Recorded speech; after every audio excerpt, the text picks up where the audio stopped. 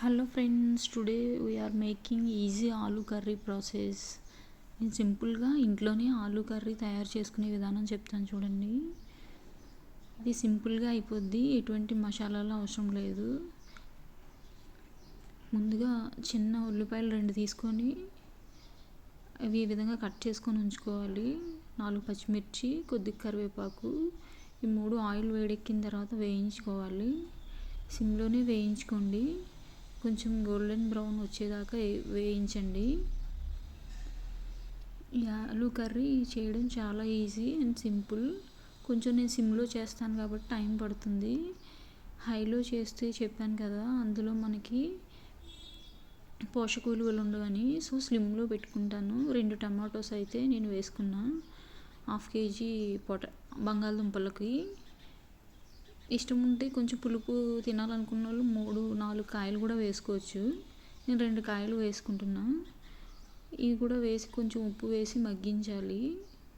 సిమ్లోనే పెట్టుకోండి.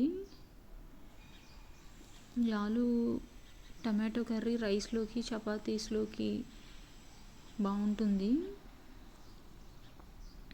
పూరీలు కూడా తీసుకోవచ్చు. ఈ విధంగా మగ్గిపోయిన తర్వాత మళ్ళీ ఒకసారి కొంచెం కలపండి. టమాటా చూసారా మగ్గింది. ఉప్పు వేసి కొంచెం మూత పెట్టేస్తే త్వరగా మగ్గిపోతాయండి. ఈలోపు బంగాళదుంపలు కట్ చేసుకున్నాను, పీల్ చేసుకొని. 1/2 కేజీ బంగాళదుంపల్ని అవి ఈ విధంగా వేసి కొంచెం కలపండి.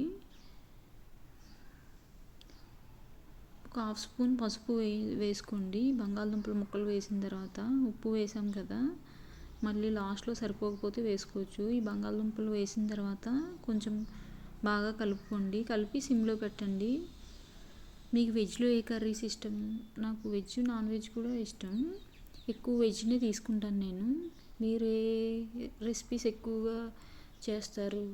వెజ్జా, నాన్ వెజ్జా నాకు కమెంట్లో పెట్టండి. ఎవరైతే బంగాళదుంప కర్రీ ఇష్టమో నాకు కమెంట్ చేయండి.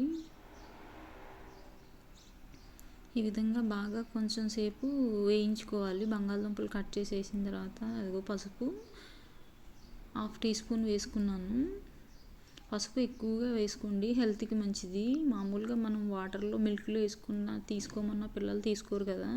ఈ విధంగా కర్రీస్లో వేసుకుంటే వాళ్ళకి తెలియకుండానే తీసుకుంటారు పిల్లలు. పసుపు యాంటీబయోటిక్ కదా, అందుకే మనకు చాలా మంచిది.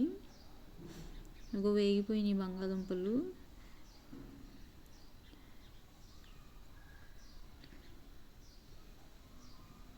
కొంచెం బాగా ఫ్రై అవ్వాలి. ఫ్రై అయితే మనం తగినంత కారం యాడ్ చేసుకోవచ్చు.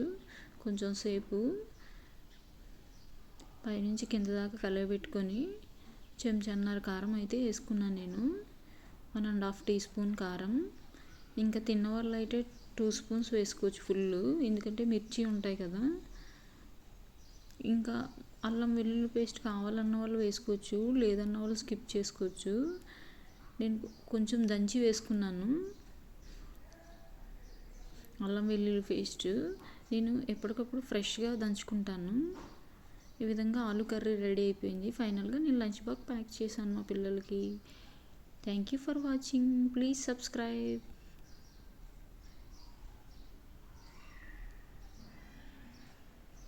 Thank you for watching friends.